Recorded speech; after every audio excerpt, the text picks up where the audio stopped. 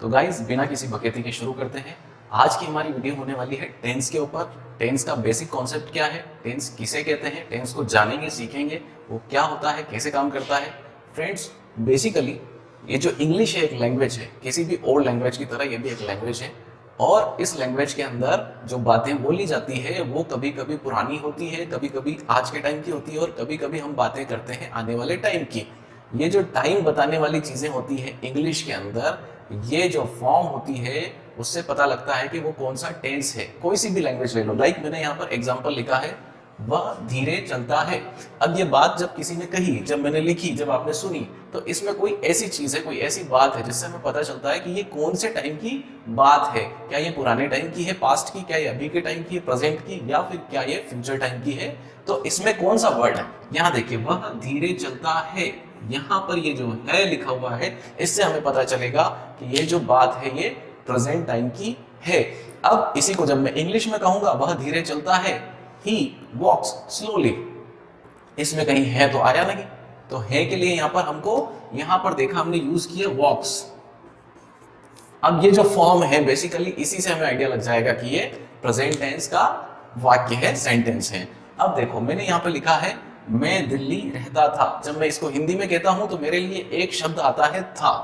ये था से मुझे पता चल जाएगा कि ये जो बात है ये पास्ट की है, यानी कि ये अभी की नहीं है, पास्ट की है। तो यही मेरा हिंदी में टेंस है, या जो है था यही मेरा हिंदी में टेंस है। अब यहाँ पर था, इसी सेंटेंस को मैं इंग्लिश में कैसे बोलूंगा, I lived in Delhi. I lived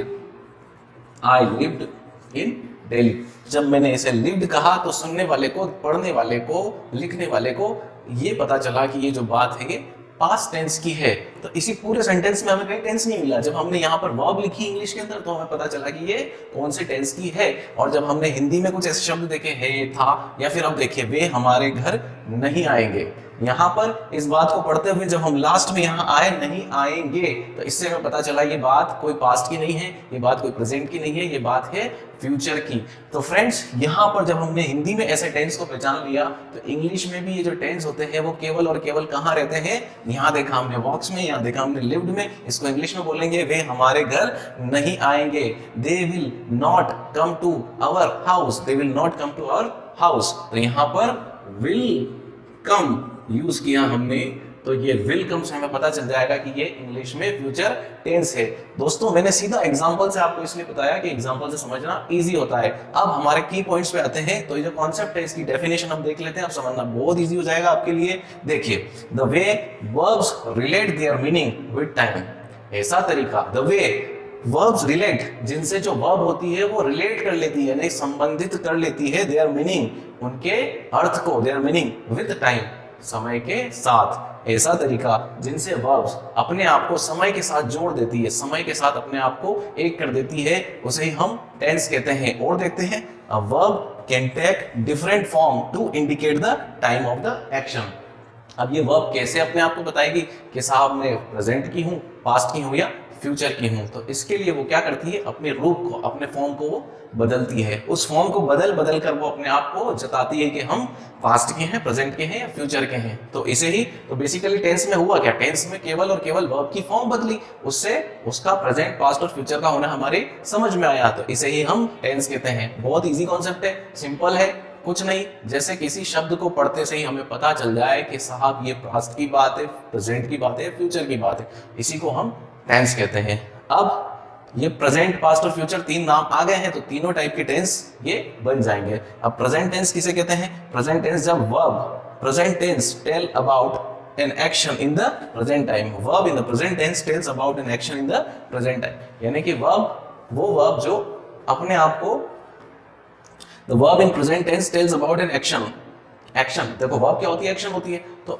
वह वर्ब जो किसी एक्शन को प्रेजेंट टाइम में होता हुआ दिखा है, यानी उसको पढ़ने से, लिखने से, सुनने से तब ऐसा पता चले कि कोई एक्शन जो हुई है वो प्रेजेंट टाइम में हुई है, तो ऐसी फॉर्म को हम प्रेजेंट टेंस की फॉर्म कहते हैं। तो ऐसे कुछ एग्जांपल्स हैं, जैसे कुक, वॉक्स, इज, आर, ये कुछ ऐसे एग्जांपल्स हैं जिनसे पढ़ने से हमें लगता है कि ये प्रेजेंट टेंस के हैं। अब पास्ट टेंस की बात करते हैं। पास्ट टेंस में कैसे पता लगेगा, ऐसी वर्ब जब अपने आप को बताती है किसी एक्शन को होता हुआ पास्ट में कि ये पहले हुआ है, यानी verb in the past tense tells about the action in the past time. जब वर्ब पास्ट टेंस में होती है तो उससे हमें पता लगेगा कि वो एक्शन पास्ट टाइम की है। तो ऐसी वर्ब्स कैसी होती है, देखिए कुक्ड, वॉक्ड, वॉज, वर, इनसे कुछ अलग दिख रही है। ये कुक की फॉर्म है कुक्ड, लेकिन कुछ अलग तरीके से दिख रही है, यानी कि इसने अपना रूप यहाँ पर बदल लिया। यहाँ पर देखिए इस था, यहाँ पे वॉज हो गया, तो कुछ इसका रूप बदल गया। तो इसी से हमें पता लगा कि ये पास्ट टेंस की वर्ब है।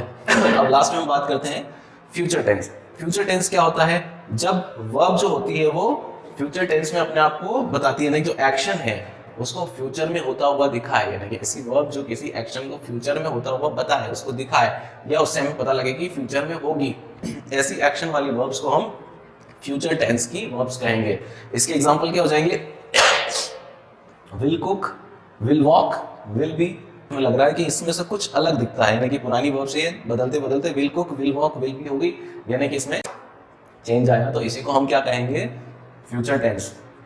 तो फ्रेंड्स, आई होप आपको पूरा टेंस का जो कॉन्सेप्ट है वो समझ में आया होगा। आज मैंने सिर्फ आपको एक इंट्रोडक्शन दिया है टेंस के बारे में। टेंस की एक पूरी सीरीज में डालूंगा जिसमें पूरा डिटेल नॉलेज मैं आपको दूंगा टेंस के बारे में। ऊपरी ऊपरी कोई ज्ञान नहीं होगा, पूरा डीप नॉलेज आपको टेंस के बारे में मिल जाएगा। आपका कोई भी डाउट टेंस के बारे में नहीं रहेगा, ऐसी मेरी कोशिश रहेगी। और इससे रिलेटेड मैंने कुछ क्वेश्चन है जो कमेंट बॉक्स में डाले हैं, आप उनका आंसर कीजिए, उससे मुझे आइडिया हो जाएगा आपको कितना समझ में आया। और फ्रेंड्स, अगर ये वीडियो आपको पसंद आई हो तो लाइक, शेयर, सब्सक्राइब और कमेंट जरूर कीजिएगा। Thank you so much.